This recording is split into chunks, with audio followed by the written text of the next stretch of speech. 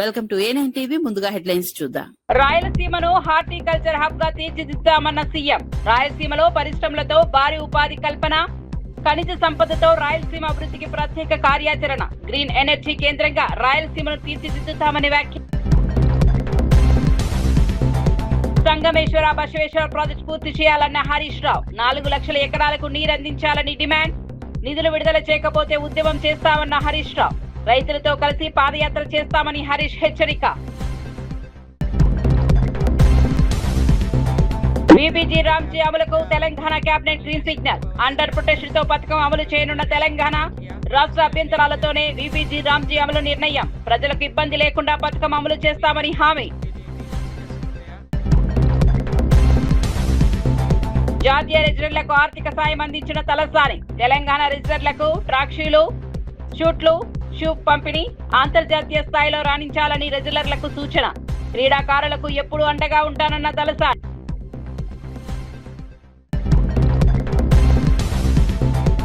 అయోధ్య విరాళాల దుర్వినియోగం మహాపాపమన్న ధీరేంద్ర శాస్త్రి. విరాళాల దోపిడీ చేసిన వారిని చట్టం శిక్షిస్తోందని వ్యాఖ్య. రామాలయ విరాళాలపై నిక్షిప్తపాత దర్యాప్తు జరగాలని డిమాండ్. దేవాలయాలపై ప్రజల విశ్వాసం కాపాడాలని ధీరేంద్ర శాస్త్రి.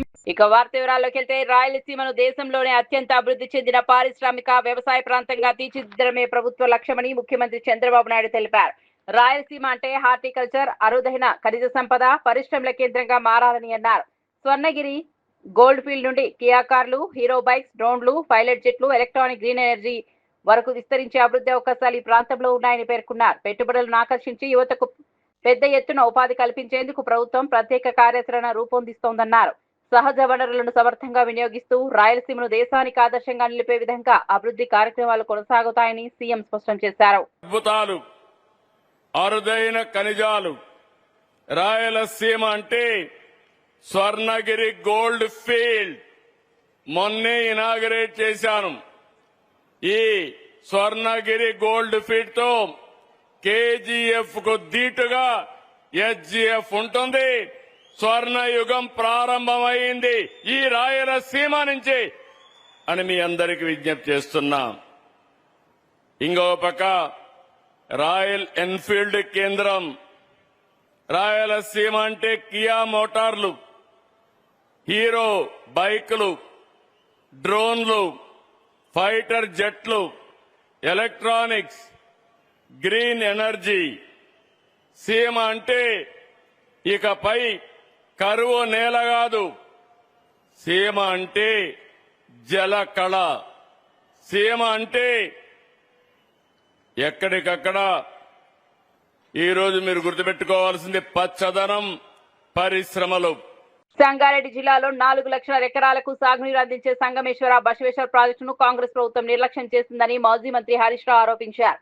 ఈ ప్రాజెక్టును వెంటనే నిధులు విడుదల చేసి యుద్ధ ప్రాతిపదికన పనులు చేపట్టాలని డిమాండ్ చేశారు.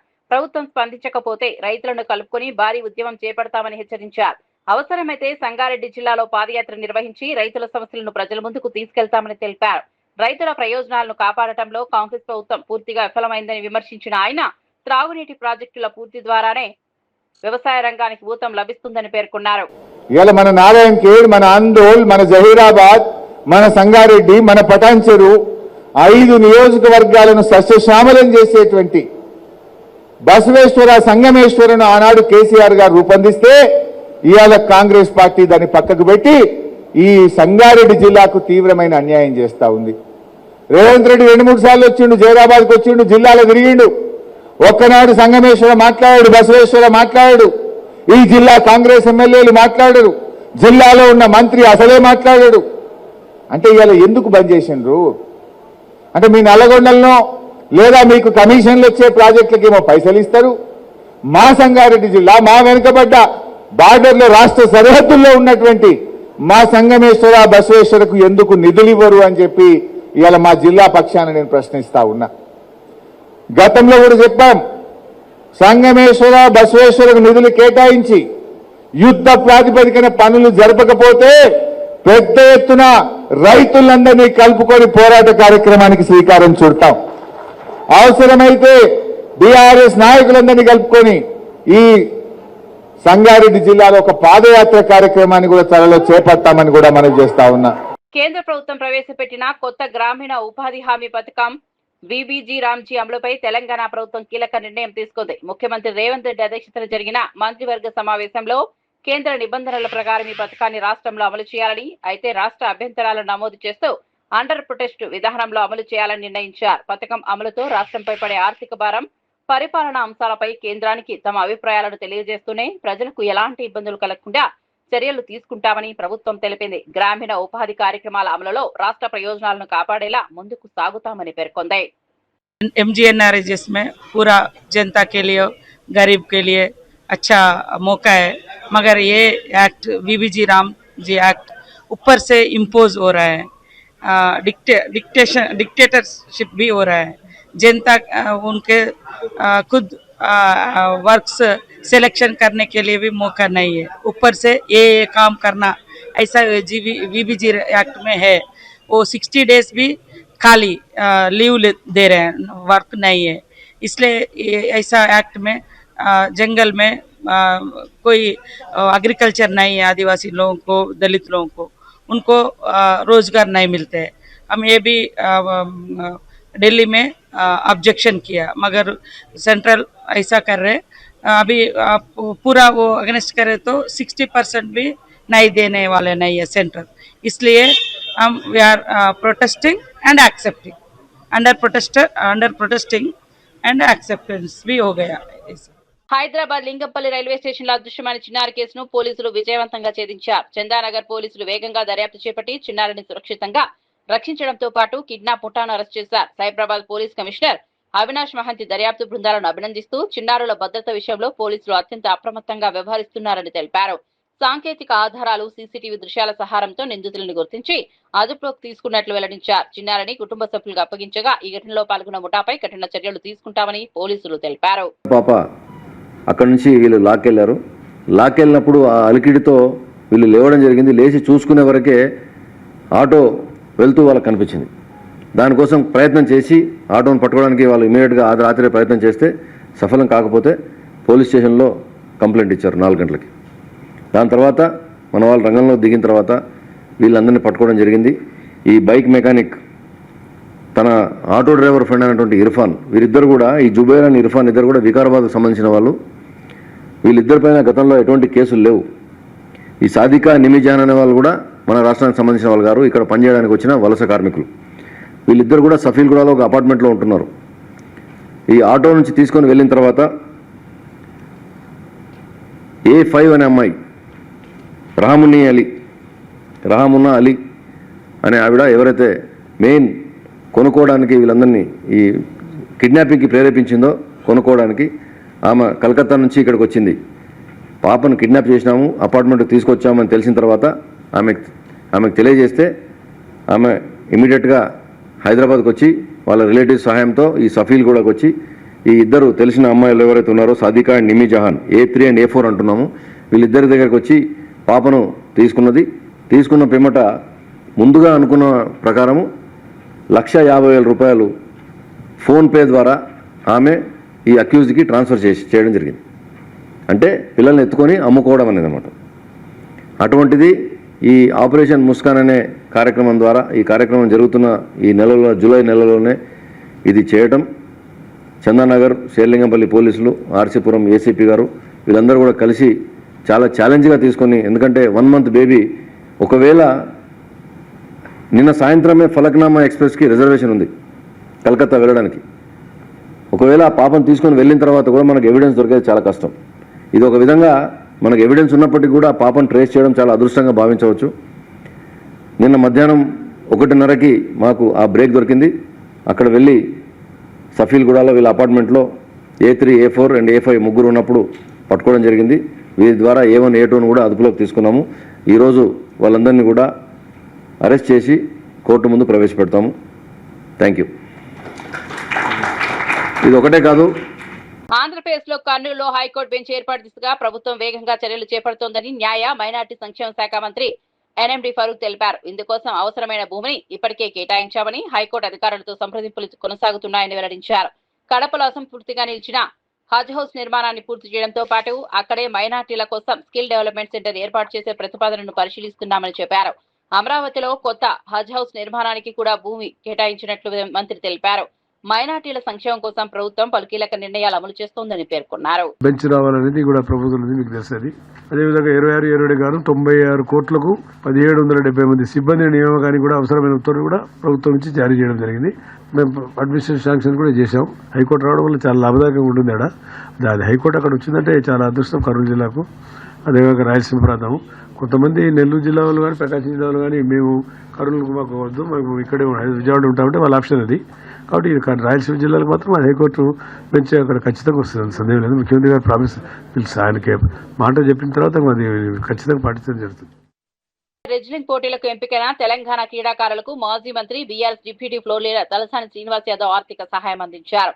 హర్యానాలోని రోహ్తహ్లో జరిగే జాతీయ పోటీలకు ఎంపికైన 10 మంది బాలికలు 20 మంది బాలలకు ట్రాక్ షూట్లు, జ్యూస్తో పాటు ప్రయాణ ఖర్చుల కోసం సహాయం చేశారు. ఈ సందర్భంగా తలసాని మాట్లాడుతూ జాతీయ స్థాయిలోనే కాకుండా అంతర్జాతీయ వేదికలపై కూడా తెలంగాణ క్రీడాకారులు రాణించాలని ఆకాంక్షించారు.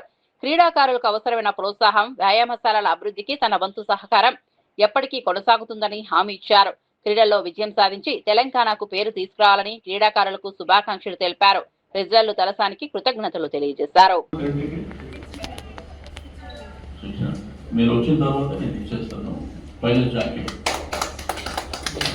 కేంద్రంలోని ఎన్డీఏ, రాష్ట్రంలోని కూటమి ప్రభుత్వాలపై సిపిఐ తీవ్ర విమర్శలు చేసింది. ఎన్నికల హామీలను అమలు చేయడంలో కేంద్ర ప్రభుత్వం పూర్తిగా విఫలమైందని ఆరోపించింది. ప్రతి ఏడాది 2 కోట్ల ఉద్యోగాలు, నల్లధనం, మేక్ ఇన్ ఇండియా వంటి హామీలు ప్రజలను మోసం చేశాయని పేర్కొంది. కార్పొరేట్ సంస్థల ప్రయోజనాలకే కేంద్ర ప్రభుత్వం పనిచేస్తోందని విమర్శించింది. రాష్ట్రంలో కూడా అభివృద్ధి వికేంద్రీకరణ జరగడం లేదని, అమరావతి చుట్టూనే ప్రభుత్వం తిరుగుతోందని ఆరోపించింది. పెండింగ్ ప్రాజెక్టులు, పరిశ్రమలు ముందుకు సాగడం లేదని తెలిపింది. ఈ నేపథ్యంలో ఆగస్టు 6 నుంచి 15 వరకు ప్రచార యాత్రలు, పాదయాత్రలు నిర్వహించి అనంతరం ఢిల్లీలో భారీ నిరసన కార్యక్రమం చేపడతామని సిపిఐ నాయకులు ప్రకటించారు. ప్రభుత్వము, రాష్ట్రంలో ఉన్నటువంటి ప్రభుత్వము మేము డబుల్ ఇంజన్ సర్కార్ అని చెప్తున్నాము. పైన మేమే కింద మేమే అని చెప్తున్నాం. పదే ప్రచారం చేస్తున్నాం. గడిచినటువంటి 2 టర్ములు అంటే 10 సంవత్సరాల కాలము, ఈ 2 సంవత్సరాల కాలంలో దాదాపు 12 సంవత్సరాల పరిపాలన కింద లెక్క. ఈ 12 సంవత్సరాల పరిపాలనలో దేశంలో నరేంద్ర మోడీ 2014 ఎన్నికల ముందు చెప్పినటువంటి వాగ్దానాలలో నల్లధనం వెలికితీత, లేకపోతే ఏడాదికి 2 కోట్ల ఉద్యోగాలు, జన్ధన్ యోజన పథకము, లేకపోతే make India, made in India అనేటువంటి నినాదాలు ఏవైతే ఉన్నాయో, స్వదేశీ అనేటువంటి ఆర్ఎస్ఎస్ యొక్క ఆలోచన ఏదైతే ఉందో ఇవేవి కూడా అమలు చేసినటువంటి దాఖలాలు లేవు. ఇవాళ పేరేమో స్వదేశీ, ఆలోచన విధానం అంతా కూడా విదేశీ అనేటువంటి పద్ధతిలో పరిపాలన కొనసాగుతూ ఉంది. గతంలో భారతదేశము అలీనోద్యమానికి ఆజ్యం పోసినటువంటి స్వతంత్ర ఆలోచన కలిగి సార్వభౌమాధికారాన్ని స్వతంత్రమైనటువంటి ఆలోచనతో ముందుకు తీసుకుపోయినటువంటి భారతదేశము ప్రపంచంలోనే ఒక కీలకమైనటువంటి పాత్రను పోషించినటువంటి భారతదేశాన్ని ఈరోజు అమెరికా సామ్రాజ్యవాదానికి అడుగులకు మడుగులొత్తేటటువంటి దౌర్భాగ్య స్థితి కొనసాగుతూ ఉంది.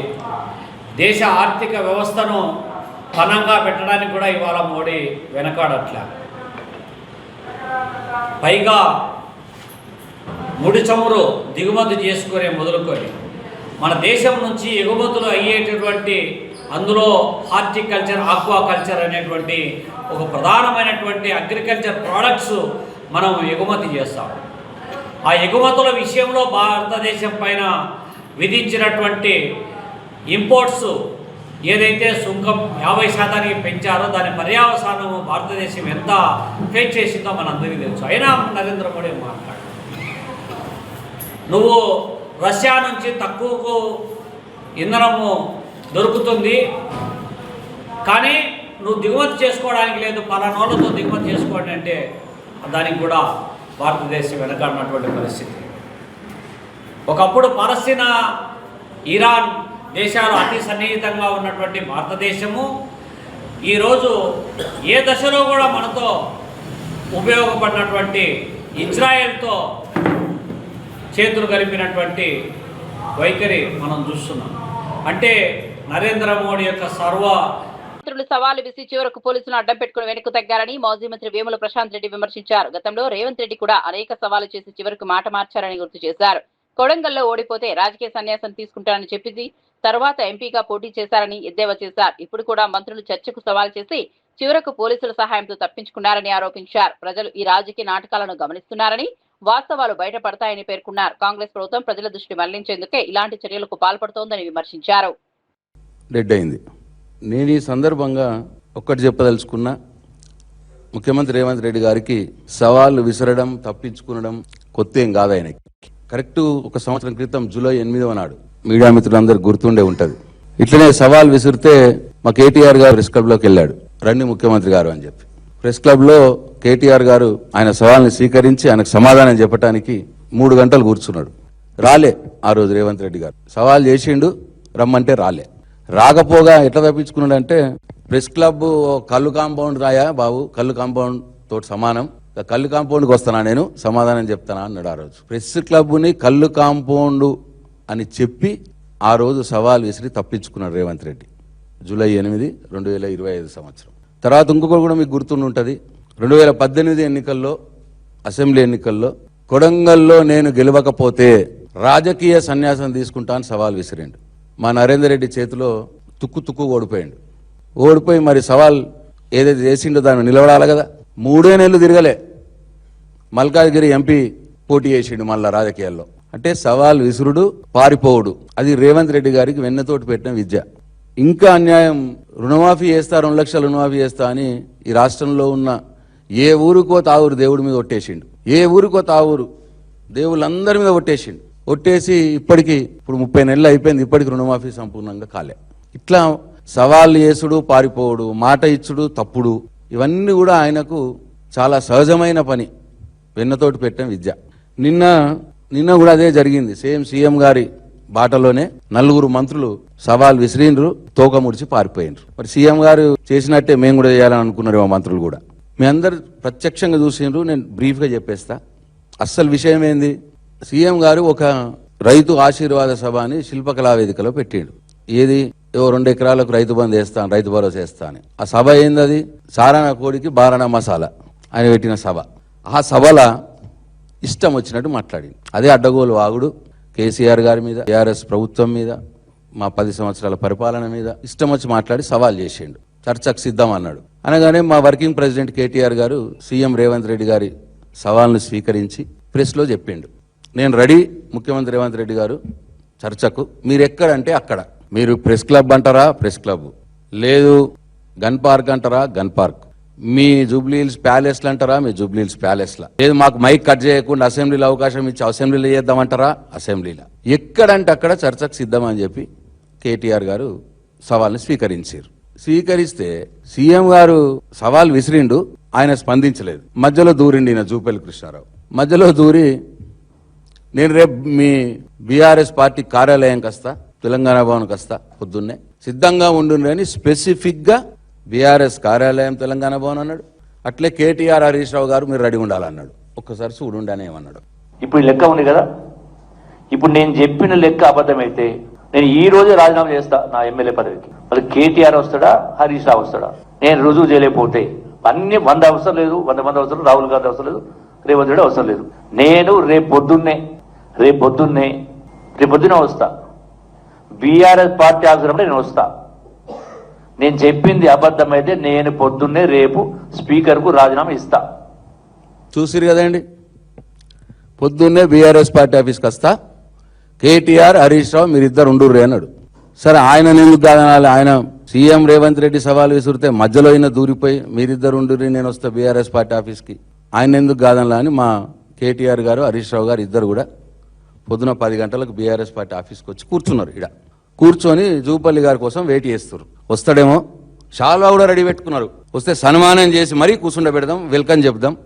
ఎంతో గొప్పగా వేరే పార్టీ ఆఫీస్కి వచ్చి డిస్కస్ చేస్తానంటే చాలా గొప్ప మనిషినా, ఆయన తగు రీతిలో సత్కారం చేయాల్సిందే అన్న ఉద్దేశంతో షాల్వా రెడీ పెట్టుకొని కూర్చున్నారు ఇద్దరు. తీరా మీ మీడియా మిత్రులు ఆయన వస్తలేడని చెప్పి ఏడున్నాడు అని ఎతికిరు. ఎతికితే గాంధీ భవన్లో దాక్కున్నాడు. ఈడ హరీష్ రావుని కేటీఆర్ని ఉండుర్రు మీరు నేను వస్తా అన్నాడు, ఇక్కడికి రాక గాంధీ భవన్కి పోయిండు. గాంధీ భవన్లో కూర్చున్నాం. హైదరాబాద్ నార్కోటిక్స్ ఎన్ఫోర్స్మెంట్ వింగ్ దేశవ్యాప్తంగా గంజాయి సరఫరా చేస్తున్న భారీ అంతరాష్ట్ర ముఠాను ఛేదించింది. స్పీడ్ పోస్ట్ ద్వారా ఔషధాల పేరుతో గంజాయి పార్సిల్ పంపుతున్నట్లు దర్యాప్తులో పేలింది. జార్ఖండ్ కు చెందిన సత్యం మిశ్రాను అరెస్ట్ చేయగా మరో 4 నిందితులు పరారీలో ఉన్నారు. ప్రతిరోజు 80 నుంచి 100 ఆర్డర్లు ప్రాసెస్ చేస్తూ 21 రాష్ట్రాలకు గంజాయి సరఫరా చేస్తున్నట్లు పోలీసులు వెల్లడించారు. రోజుకు సుమారు 1 లక్ష ఆదాయం, ఏడాదికి 4 నుంచి 5 కోట్ల టర్న్ ఓవర్ ఉన్నట్లు అంచనా వేశారు. ఈ కేసు దర్యాప్తు కొనసాగుతోందని పోలీసులు తెలిపారు. ये गिरिडीह डिस्ट्रिक्ट का झारखंड से है।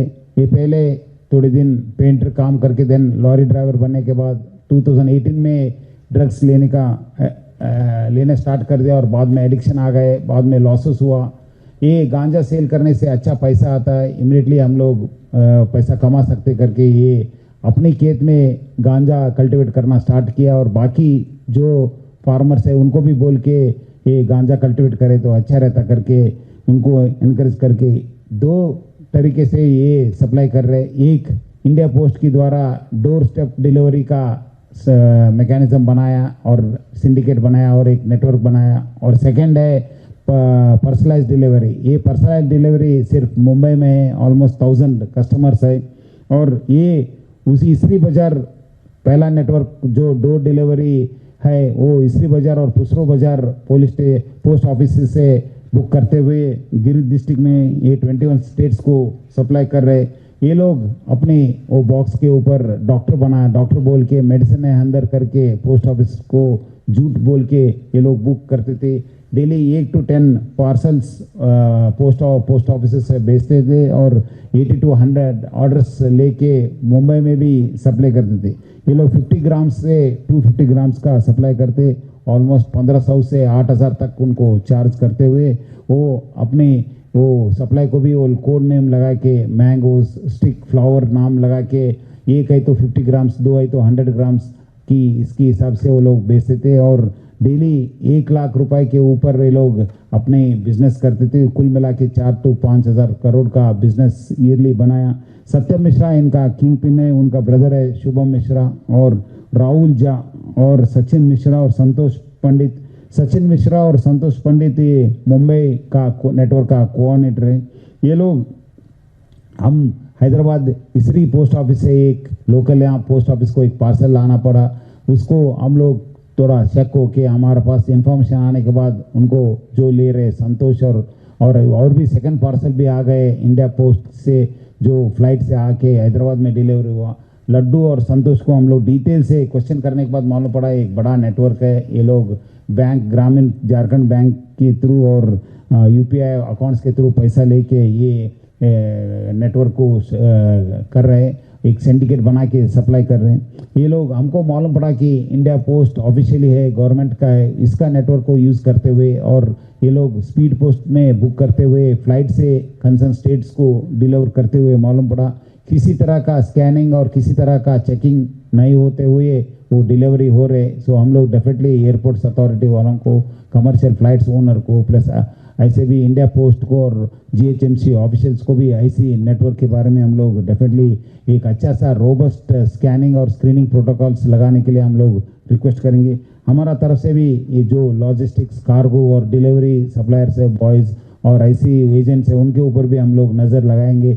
और तेलंगाना गवर्नमेंट, तेलंगाना पुलिस और हैदराबाद सिटी पुलिस भी ड्रग्स के बारे में बहुत सीरियस है। हम लोग definitely will take a very very serious action ले रहे, और डेफिनेटली आगे भी ये हम लोग ये ड्रग सप्लायर्स और कंज्यूमर्स के बारे में भी हम लोग definitely will take very very stringent action, serious actions. We want to make Hyderabad city as a drug free city. We request the cooperation of the public, और मैं सब पेरेंट्स को, यूथ को, सबको रिक्वेस्ट करता हूँ कि आप लोग ड्रग से दूर रहिए, और पेरेंट्स को किसी उनका बच्चे और बच्ची किसी ड्रग्स में है तो इमीडिएटली हम इन्फॉर्मेशन देने के लिए मैं रिक्वेस्ट करूंगा। और डायल 100 किसी तरह का ड्रग्स नहीं तो कुछ इलीगल एक्टिविटीज है तो हमको इन्फॉर्म करने के लिए मैं पब्लिक को डायल 100 से थ्रू इन्फॉर्म करने के लिए मैं रिक्वेस्ट कर रहा हूँ। हमारा एडिशनल CP इकबाल और DCP वैभव गायकवाड और उनका इंस्पेक्टर्स बालास्वामी नागार्जुन, SI मनोज कुमार और ASI Chakrapani, Subbarao, head constable Umashankar और हमारा टेक्निकल टीम बहुत अच्छा से मेहनत किया। ये सब सोशल मीडिया का थ्रू ही सब सप्लाई चेन नेटवर्क चल रहे।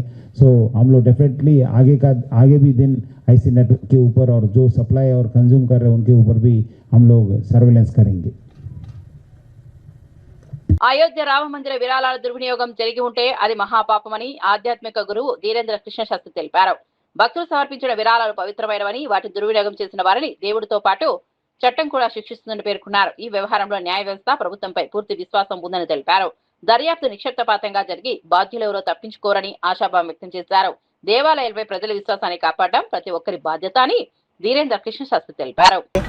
निश्चित रूप से हमें इस देश के कानून पर, देश की सरकार पर भरोसा है और सभी आरोपियों को दंड मिलेगा. दूसरी बात और हम प्रार्थना करना चाहेंगे अपने बागेश्वर धाम से, वर्तमान का युग कलयुग से ज़्यादा छल युग चल रहा है. इस छल युग में सावधान रहना. वर्तमान समय में संतों पर, महंतों पर, मठों पर, मंदिरों पर प्रायोजित तरीके से, सुनियोजित तरीके से श्रद्धा घटाने के लिए एवं इनके ऊपर आस्था गिराने के लिए इस तरह के षड्यंत्र भी चल रहे हैं, जिसमें कुछ कालनेमी लोग भी सक्रिय हो गए. हमें उनसे सावधान रहना होगा, हमें उनसे सजग रहना होगा और हमें भरोसा. రాయలసీమను హార్టికల్చర్ హబ్ గా తీర్చిదిద్దామన్న సీఎం. రాయలసీమలో పరిశ్రమలతో భారీ ఉపాధి కల్పన, ఖనిజ సంపదతో రాయలసీమ అభివృద్ధికి ప్రత్యేక కార్యాచరణ, గ్రీన్ ఎనర్జీ కేంద్రంగా రాయలసీమను తీర్చిదిద్దుతామని వ్యాఖ్య. సంగమేశ్వర బసవేశ్వర ప్రాజెక్టు పూర్తి చేయాలన్న హరీష్ రావు. 4 లక్షల ఎకరాలకు నీరందించాలని డిమాండ్. నిధులు విడుదల చేయకపోతే ఉద్యమం చేస్తామన్న హరీష్ రావు.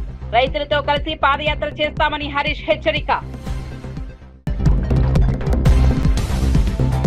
వీపీజీ రామ్జీ అమలుకు Telangana cabinet green signal. Under protection తో పథకం అమలు చేయనున్న తెలంగాణ రాష్ట్ర అభ్యంతరాలతోనే వీపీజీ రామ్జీ అమలు నిర్ణయం. ప్రజలకు ఇబ్బంది లేకుండా పథకం అమలు చేస్తామని హామీ. జాతీయ రెజిడర్లకు ఆర్థిక సాయం అందించిన తలసాని. తెలంగాణ రెజిడర్లకు ట్రాక్షీలు, షూట్లు, షూ పంపిణీ. అంతర్జాతీయ స్థాయిలో రాణించాలని రెజిడర్లకు సూచన. క్రీడాకారులకు ఎప్పుడూ అండగా ఉంటానన్న తలసాని.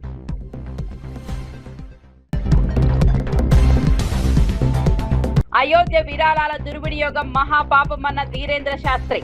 విరాళాల దోపిడీ చేసిన వారిని చట్టం శిక్షిస్తోందని వ్యాఖ్య. రామాలయ విరాళాలపై నిక్షిప్తపాత దర్యాప్తు జరగాలని డిమాండ్. దేవాలయాలపై ప్రజల ఇవి బులెటిన్ అప్డేట్స్ చూస్తూనే ఉండండి.